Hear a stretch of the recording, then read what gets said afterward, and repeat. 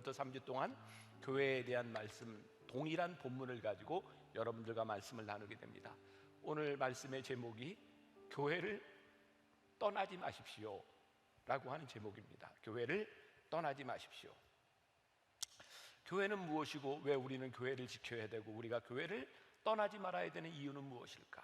우리는 왜 교회에 대한 소망을 놓으면 안 되는가?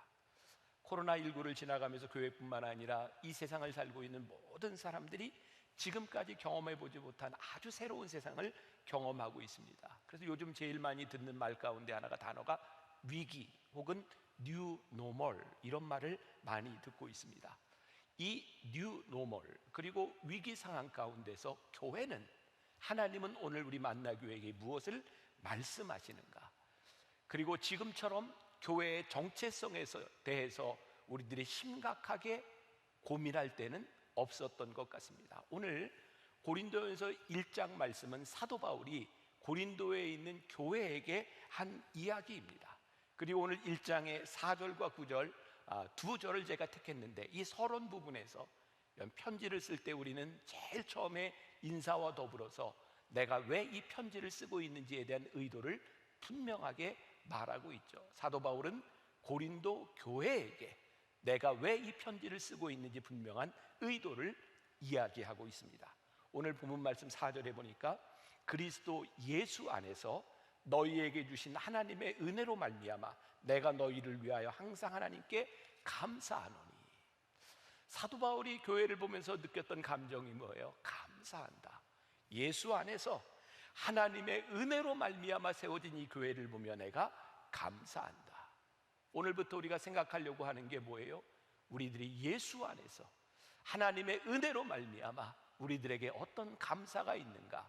우리 교회의 정체성은 무엇인가를 우리들이 함께 생각해 보려고 합니다.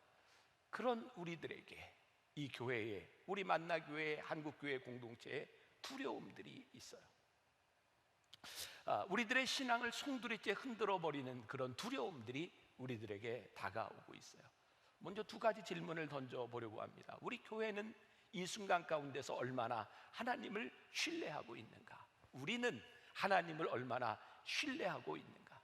한 번도 경험해보지 못한 이 환경 가운데서 우리들에게 찾아오는 두려움, 그런 거잖아요. 과연 이 교회가 존재할 수 있을까? 과연 코로나가 물러가고 난 다음에 이곳에 함께 모였던 사람들이 이전처럼 모이게 될까? 그들이 교회로 돌아올까?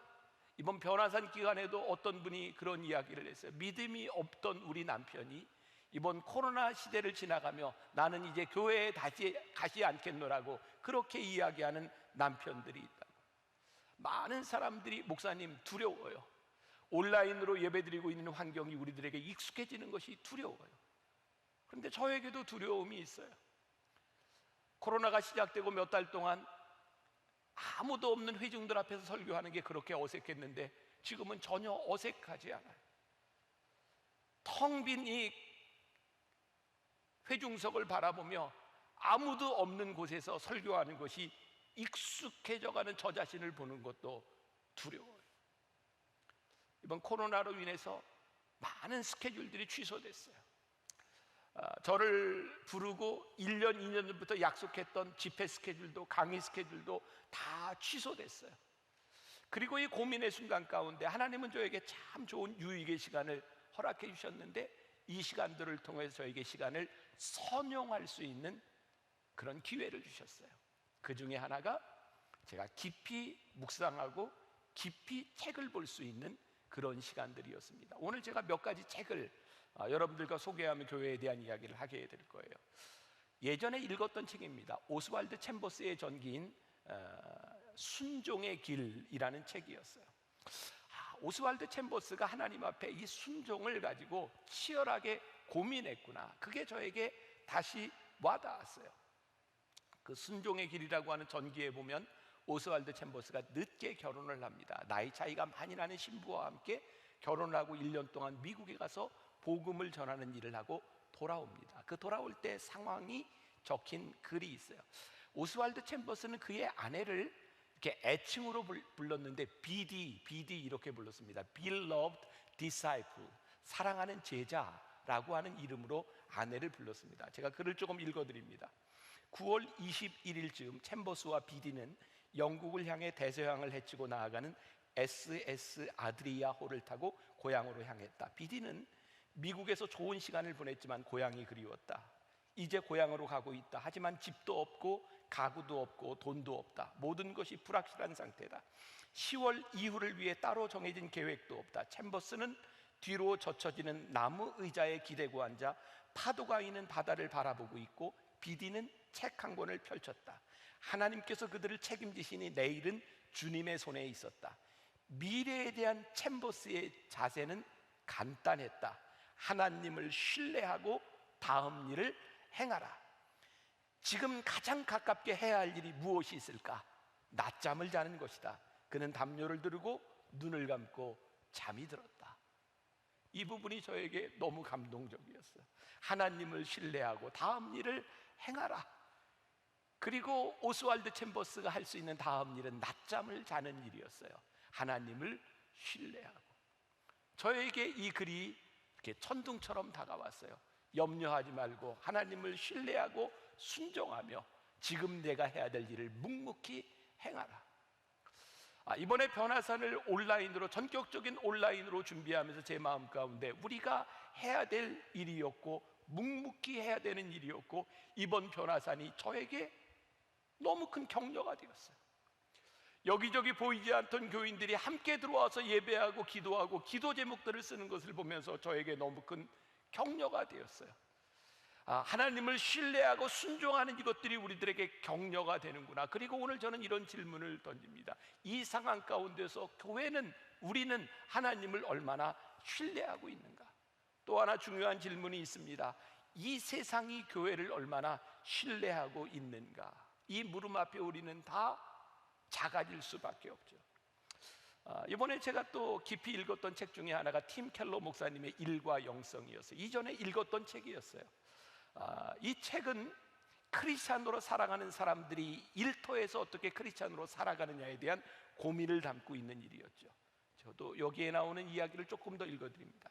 그동안 교회에서 목회자들이 세상에서 일하는 사람들에게 가르쳐왔던 가장 상투적인 말이 있습니다. 함께 일하는 동료에게 복음을 전해야 한다는 것이죠. 하지만 신앙인들은 그들의 일터에서 복음과 열정을 전하는 일도, 삶의 모범이 되는 일에도 실패해 왔습니다.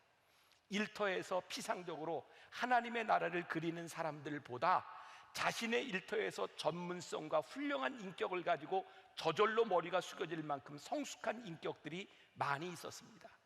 이 사람들은 신앙이 없고 교회를 다니지 않아도, 성경을 가르치는 예수님을 잘 알지 못해도 세상에 이바지하기 위해 자신을 희생하며 열심히 뛰는 사람들이었습니다. 오히려 주말에 명상을 하러 다녀온 직원은 주일마다 복음적인 교회에 모여 예배를 드리는 신자들보다 훨씬 더 생기발랄했습니다. 신앙의 역동성은 교회에서가 아니라 일터에서 나타난다는 것이죠. 일터에서 가장 역동적이고 효과적으로 하나님을 섬기는 도구로 단련되고 쓰임받을 수 있다는 것이죠. 코로나 이전에 우리는 교회가 어떠한 공동체인지 세상이 잘 몰랐던 것 같아요. 왜? 우리는 그냥 예배 드렸으니까. 교회가 예배를 드릴 수 없고 모든 교인들이 세상 속에서 살아가야 되는 이 상황 가운데서 우리의 모든 민낯이 다 드러나기 시작했어요. 교회도 교인도 세상에 어떤 영향력도 끼칠 수 없다고 하는 것, 우리가 그렇게 예배 시간에 얘기했던 하나님 나라의 다스림이 이 세상 가운데 통하지 않고 있다고 하는 것을 우리는 뼈저리게 느끼게 되었어요. 하나님의 통치의 영역이 세속까지 머무르지 않고 있는 한 세상으로부터 교회는 절대로 신뢰받을 수 있는 그런 공동체가 될 수 없는 것이죠. 하나님의 통치를 받는 교회와 교인들의 영적 권위와 권세가 세상 속에 깊숙이 영향을 미칠 수 있는 그때는 언제일까? 이것은 말로 되는 것이 아니라 하나님을 믿는 우리들이 이 세상에서 믿음으로 살아가야 되는 거예요. 얼마 전에 뉴스거리가 되었죠. 국민의 힘이라고 하는 당에서 젊은 청년들이 그렇게 이야기를 했던 것 같아요. 우리들에게 참 듣기 좋은 얘기였죠. 하나님 나라의 통치, 한 나라의 제일 야당에서 정당에서 하나님 나라의 통치라고 하는 이야기를 했는데, 그 이야기를 한 사람들이 문제가 되었어요. 조롱거리가 되었어요. 제명이 되었어요. 하나님 나라의 통치라고 하는 것이 이 세상에서 웃음거리가 되어버린 그 일들, 이 세상에 하나님의 다스림이 없다는 증거. 우리 교인들이, 우리 교회가 언제부터인가 교회 지도자들이 하늘로부터 오는 것보다는 세상의 권세와 세상의 능력들을 의지하기 시작하면서 더 이상 교회는 세상의 영향력들을 상실하고 말았죠. 교회에는, 아니 이 나라에는 여기저기 우뚝우뚝 건물들이 세워졌어요.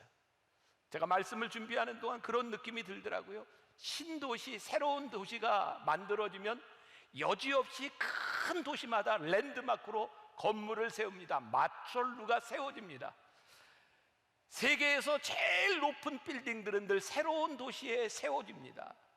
마치 우리가 대단하다고 하는 것을 나타내고 싶은 허영덩어리, 갑자기 돈을 번 사람들의 옷차림과 갑자기 돈을 번 사람들의 차와 그들이 머물고 있는 집을 바라보며 우리들은 그들을 졸부라고 불렀던 그러한 미천함들이 우리의 교회에 있었구나.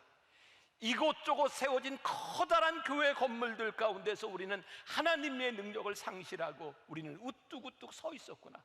그런데 이런 일들이 중세시대, 말틴 루터가 종교개혁을 할 때 중세시대 여기저기 세워졌던 거대한 교회들 가운데서 그 건물이 아닌, 누구 한 사람의 다스림이 아닌 하나님의 다스림을 위하여 프로테스탄트 말씀을 가지고 일어났던 사람들이 있었어요. 더 이상 교황의 권위가 아닌 민주적인 교회를 만들겠다고 종교 개혁이 일어났어요. 그렇게 교회는 잘 가는 것 같았어요. 교회는 민주적으로 운영되기 시작했어요. 평신도들의 시스템이 생기기 시작했어요. 이제 교회에서는 여러 가지 투표라고 하는 것들이 생겨졌고 투표로 모든 일들을 결정짓기 시작했어요. 그런데 시간이 흐르다 보니 가만히 생각해 보니 중세교회 암흑기에는 교황이 주님의 자리를 대신하고 있었다면 이제는 다수결이라고 하는 민주주의의 원리가 하나님의 자리를 대신하고 말았어요. 저는 교회의 심각한 타락과 하나님의 통치가 사라진 교회 가운데서 정말 무서운 민주주의를 봅니다. 이제는 사람들이 모여 투표를 하고 사람들이 세웁니다. 모든 교단의 장들, 모든 교회의 단체마다 투표라고 하는 것들이 생기기 시작했어요. 민주주의가 타락을 하니 돈을 가지고 사람의 수를 사기 시작했고 돈이 하나님의 자리를 대신하기 시작했어요. 얼마나 많은 사람들의 지지를 얻는가가 하나님의 통치를 받는 것보다 더 중요해버린 세상 교회가 되어버렸어요. 그런데 고린도전서 10장 5절에 이미 이런 말씀에 대하여 지적이 되어 있더라고요. 10장 5절, 그러나 그들의 다수를 하나님이 기뻐하지 아니하셨으므로 그들이 광야에서 멸망을 받았느니라. 하나님은 다수를 기뻐하시는 분이 아니라 우리의 공동체 가운데 하나님의 다스림이 있는가를 보고 계시다는 거예요. 교회의 가장 큰 위기, 교회의 가장 큰 표징인 하나님의 다스림이 사라지고 나니 교회에는 하나님의 영광이 존재하지 않아요. 지금처럼 교회가 세상으로부터 반감을 받았던 때가 있었을까요? 점점 교회를 떠나가는 사람들, 교회에 대한 반감을 가지고 이제는 내가 홀로 내 신앙을 가지겠노라고 이제 사람들이 교회를 찾아오는 것이 아니라 맞춤형 신앙을 찾기 시작했어요. 교회를 떠나가서 내가 원하는 설교를 찾고 내가 원하는 찬양을 찾고 내가 원하는 장소를 찾고 이제 더 이상 사람들은 교회를 의지하지 않고 교회를 떠나가 버리려고 하고 있어요. 교회가 잘못된 것이 아니라 교회 안에 하나님의 영광이 떠나가니 하나님의 영광이 없어져 버리니 사람들이 교회를 떠나가기 시작했어요. 이제 오늘 제가 여러분들에게 교회를 떠날 수 없는 이유에 대한 말씀을 나누려고 합니다. 제가 이번에 이렇게 많은 책들을 읽으면서 두 가지 책이 이 부분에 대해서 저에게 인사이트를 주었던 것 같아요. 하나는 독일 나치의 항거에서 싸웠던 디트리 보네포가 성도의 공동체에 대한 본질에 대해서 썼던 성도의 공동생활이라고 하는 책이었고, 또 하나는 20세기의 가장 위대한 변증학자로 불리우는 C.S. 루이스가 1900년대 유럽을 휩쓸고 있었던 자유주의, 그들의 낙관주의, 그리고 하나님에 대하여 부정하고 있던 무신론에 대하여 그가 썼던 스크루테이프의 편지라고 하는 책이 저에게 좋은 인사이트를 주었던 것 같아요. 이 보네포가 성도의 공동성에서 이렇게 이야기를 합니다. 교회는 자신이 사랑하고 싶은 사람만 사랑하며 살아가는 사교 집단 친교 단체가 아닙니다. 교회는 오히려 원수 같은 사람들을 만나고 그 사람들을 사랑하는 공동체야말로 진정한 교회입니다. 우리가 꼴 보기 싫은 하나님의 영광이 떠나 내가 다시는 이 교회를 보기 싫다고 우리들이 외면하고 있는 그 교회야말로 우리들이 진정한 교회를 느낄 수 있는 공동체라는 말이죠.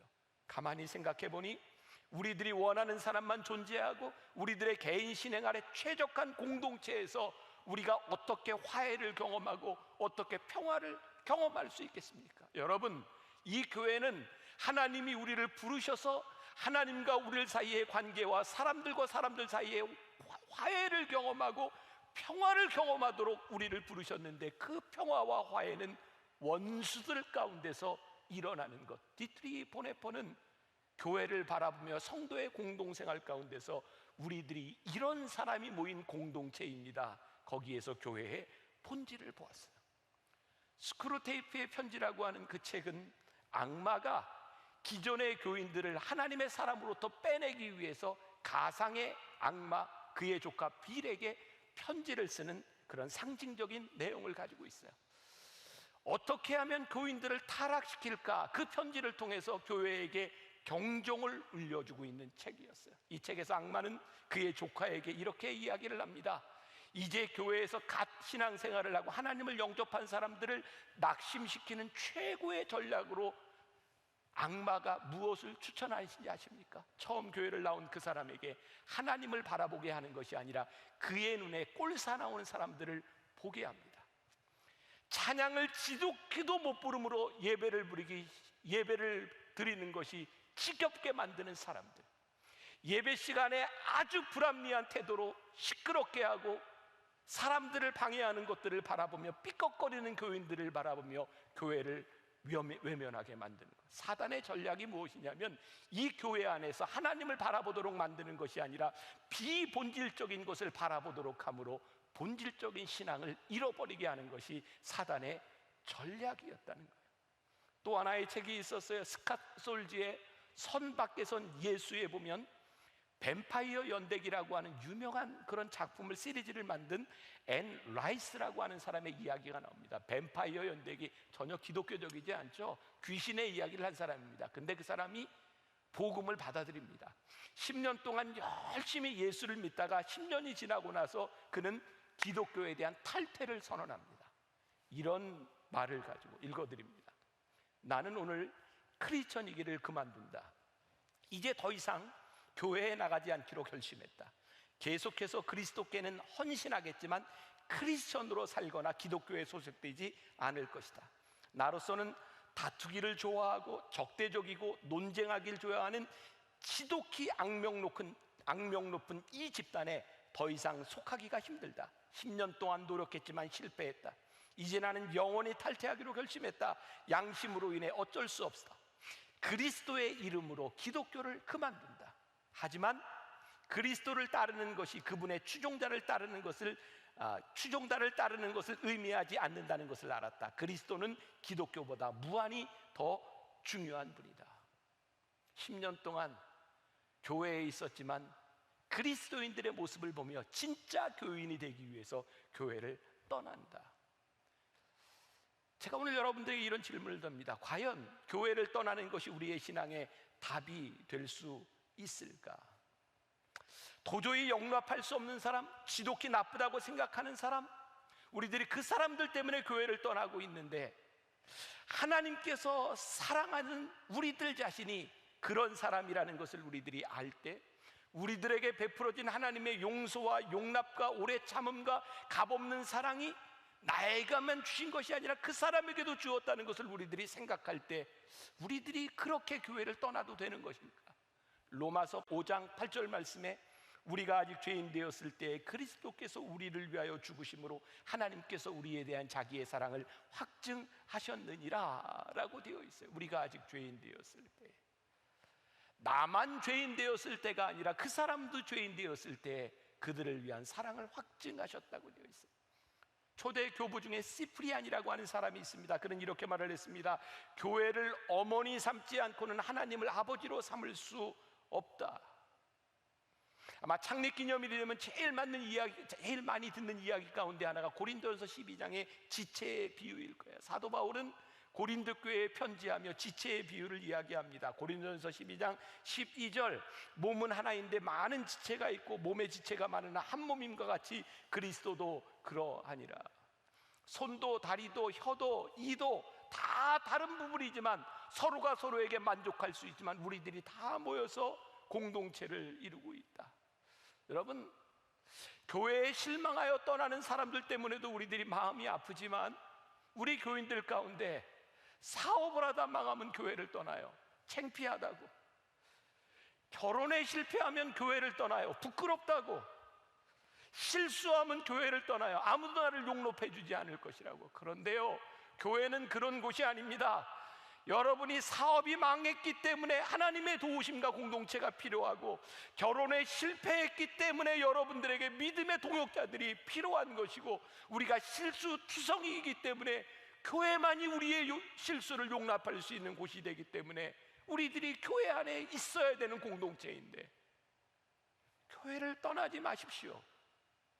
우리는 종종 교회에 대한 부정적인 이야기를 할 때마다 초대교회로 돌아가자, 초대교회로 돌아가자 이렇게 이야기를 합니다. 초대교회, 고린도서에 나와 있는, 고린도전서에 있는 초대교회, 사도 바울이 그렇게 사랑하고 감사하기를 원했던 초대교회, 고린도 교회는 오늘 우리 교회가 가지고 있는 문제, 옆에 있는 교회가 가지고 있는 문제, 한국 교회가 가지고 있는 모든 문제를 다 통틀어서 더 큰 문제를 가지고 있던 집단이었어요. 그들은 타락했고 하나님을 믿으며 우상 숭배를 했고 간음했고 그들은 사랑하지 못했고, 그런데 사도 바울은 그 고린도 교회를 그리스도의 지체라고 이야기하고 우리를 떠날 수 없다고 이야기해요.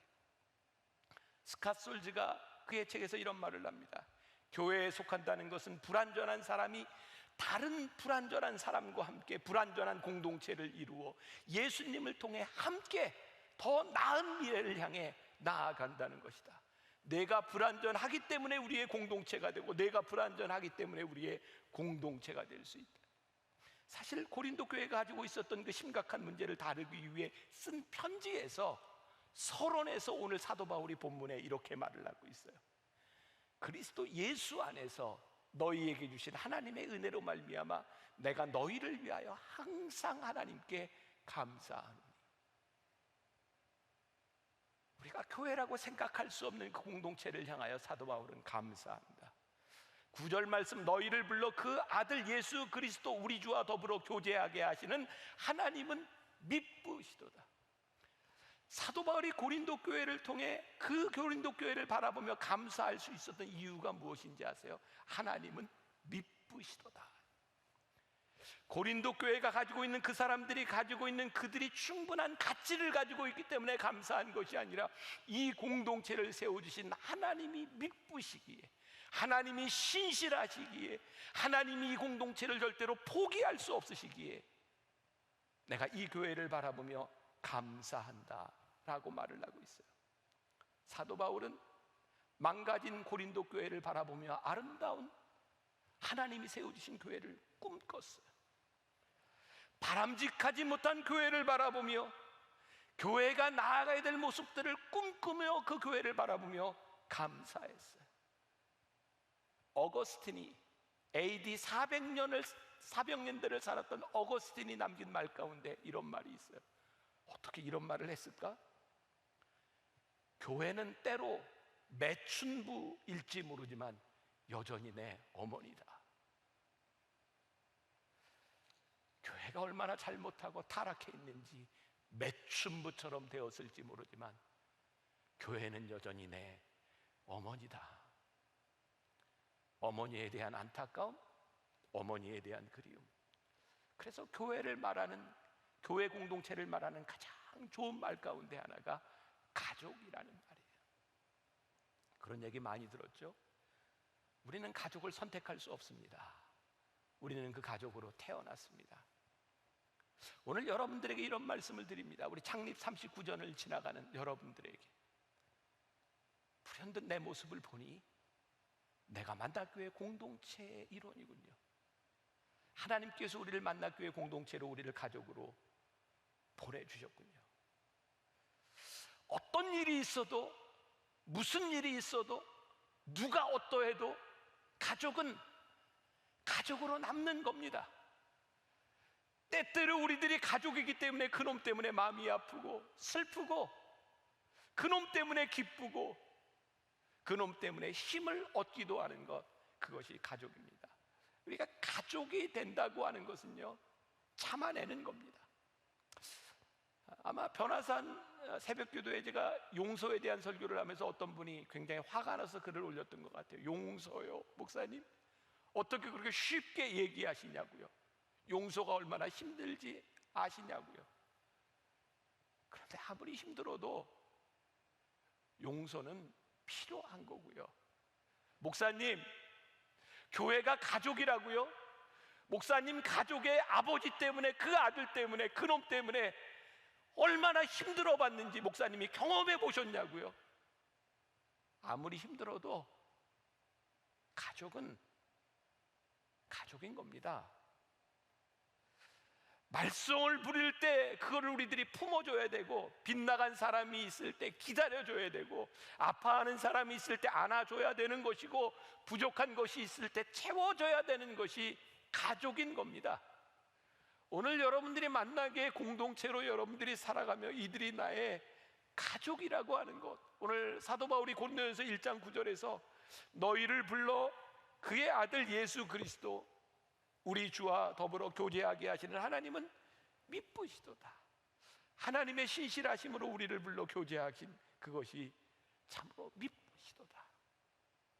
그래서 여러분들에게 이런 말씀을 드리고 싶습니다. 그러니 교회를 포기하지 마십시오. 그러니 교회를 떠나가지 마십시오. 교회는 우리들이 떠나가야 될 공동체가 아니라 우리들이 세워나가야 될 공동체고, 하나님의 미쁘심이 드러나야 될 공동체이니, 이 안에서 하나님의 다스리심이 나타나도록 우리들이 만들어가야 되는 가족과 같은 곳이니 절대로 교회를 포기하거나 교회를 떠나지 마십시오. 이번 코로나로 인하여 여기저기 많은 글들, 영상들이 올라오고 있습니다. 기록문화연구소라고 하는 곳에서 필립 얀시의 이야기를 올려놓았는데 좋아서 제가 조금 읽어드리려고 합니다. 오늘 말씀을 마치려고 해요. 이런 제목이었어요. 필립 얀시, 교회라면 이제 진저리가 난다는 당신에게 결코 교회를 포기하지 마세요 라고 하는 제목으로 만든 글이었습니다. 필립 얀시는 기독교 영성 작가입니다. 미국 남부의 경건한 크리스찬 가정에서 태어나 어린 시절부터 교회 생활을 했던 사람이고, 그는 교회에서 일어나는 온갖 부조리들을 경험하면서 교회를 떠나갔던 사람입니다. 교회를 떠난 것은, 그는 그렇게 얘기합니다. 내가 진심으로 예수를 만난 후에, 예수님을 만나기를 원했기 때문에 교회를 떠나갔노라고. 이제부터 그의 이야기를 읽어드리며 말씀을 마감하려고 합니다. 여러분들이 깊이 잘 따라와 주시기 바랍니다. 유년기와 사춘기 초까지만 해도 나는 교회에 대한 반감이 거의 없었다. 교회는 파도가 넘실대는 거친 세상에서 나를 싣고 가는 구명보트였다. 교회는 우리를 죄 많은 바깥 세상에서 보호하려고 외적인 규율의 벽을 두껍게 쳤고, 어떤 면에서는 성과가 있었다. 지금은 나의 양심의 가책 없이 그런 활동들을 할 수 있지만, 생각해보면 근본주의의 엄격함이 나를 더 심한 문제에 빠지지 않게 막아준 것도 사실이다. 그런데 이전에 교회에서 쓰던 말이 기만으로 느껴졌다. 우리는 은혜를 말하면서 율법으로 살았고, 사랑을 말하면서 미움을 흘렸다. 살벌한 정죄만 가득하고 겸손이나 신비를 인식하는 감각이라고는 찾아볼 수 없는 냉혹한 교회는 오랜 세월 내 신앙의 성장을 막았다. 한마디로 교회가, 기독교가 그리스도께 나아가는 길을 가로막은 것이다. 나는 생각해 보았다. 그리스도인에게 교회는 정말 필요한가? 내 순례 여정을 되돌아보면 나와 교회 사이를 가로막은 몇 가지 장벽이 있었다. 첫째, 위선이었다. 무신론 철학자인 프리드리히 니체에게 누군가가 왜 그렇게 그리스도인들을 부정적으로 보게 되었는가 물었더니 그가 이렇게 대답을 한다.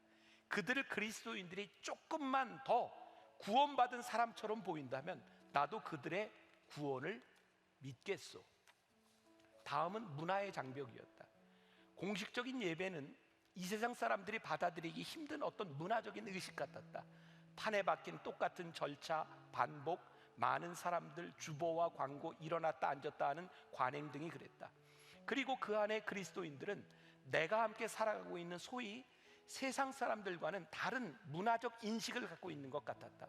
많은 사람들에게 교회는 여전히 극복하기 힘든 문화적 장벽이었다. 이런 여러 가지 이유로 나는 교회에 대해 지독히 회의했고 고민했고 결국 한참 동안 교회를 떠났다.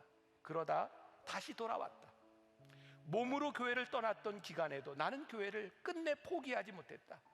내가 교회를 포기하지 못한 것은 아마 그 때문일 것이다. 나는 내게 절실히 필요한 그 무엇이 교회 안에 있음을 마음 깊이 느낀다. 잠시 교회를 떠나 있을 때면 고통받는 쪽은 언제나 나였다. 이제 나는 교회 없는 삶은 상상할 수 없다. 어떻게 나는 교회 회의론자에서 옹호론자로, 구경꾼에서 참여자로 바뀌었을까? 바로 시간이 가면서 교회에서 무엇을 보아야 하는지를 배웠기 때문이다. 여러 교회를 찾아다니면서 바른 교회를 찾는 열쇠는 내 안에 있음을 배웠다. 내 시각이 관건이었다. 나는 교회를 대할 때 위를 올려다보고 주위를 둘러보고 밖을 내다보고 안을 들여다보아야 함을 배웠다. 교회를 겨우 참고 견디던 내가 교회를 사랑할 수 있게 된 것도 이 새로운 시각 덕분이다. 전에 나는 비판적인 소비자 중심으로 교회를 대했고 예배를 공연처럼 보았다. 둘러보니 나뿐 아니라 교회를 다니는 사람들이, 심지어 목회자들이 교회를 극장처럼 생각하는 경향이 있었다. 우리는 객석에 앉아 무대에 배우를 주시하고 배우는 모든 시선을 한 몸에 받는다. 배우가 제법 즐겁게 해주면 우리는 박수와 환호로 감사를 표한다. 그러나 교회는 극장과 반대라야 한다. 교회에는 하나님이 예배의 관객이시다. 그리고 우리가 주인공으로 여겨왔던 목사 등 사역자는 사실 무대 뒤에서 대사를 알려주고 보조적 역할을 맡은 사람일 뿐이다. 그러므로 예배를 마치고 떠날 때 우리가 해야 될 질문은 내가 무엇을 얻었는가가 아니라 하나님이 기뻐하시는가이다. 예배의 가장 중요한 관객은 회중이 아니라 하나님이시기 때문이다. 교회가 존재하는 주된 이유는 즐거움을 제공하거나 약한 모습을 받아주거나 자존감을 세워주거나 우정을 북돋아주는 것이 아니라 하나님을 예배하는 것이다. 그 일에 실패하면 교회는 실패하는 것이다. 그렇다. 교회의 주인은 하나님이시다. 교회라는 배가 아무리 삐걱거리고 그 안에 사람들이 구토를 하고 그것을 바라보는 바깥 사람들이 분노하고 걱정한다 하더라도 그 배의 주인이신 하나님은 배를 수선하시거나 심지어 새로운 배를 준비해서라도 결국 승객들을 목적지까지 인도하실 것이다. 그러니 하나님을 믿자. 그분을 다시 믿어보자. 이 땅의 교회를 새롭게 하실 하나님을 기대하자. 이것이 결국 내게 유익이었다는 것을 내 삶을 통해 경험했다. 그래서 아무리 교회가 진절이 난다 해도 결코 교회를 포기하지 말라고 호소하는 것이다. 하나님을 믿자. 다시 그분을 믿어보자.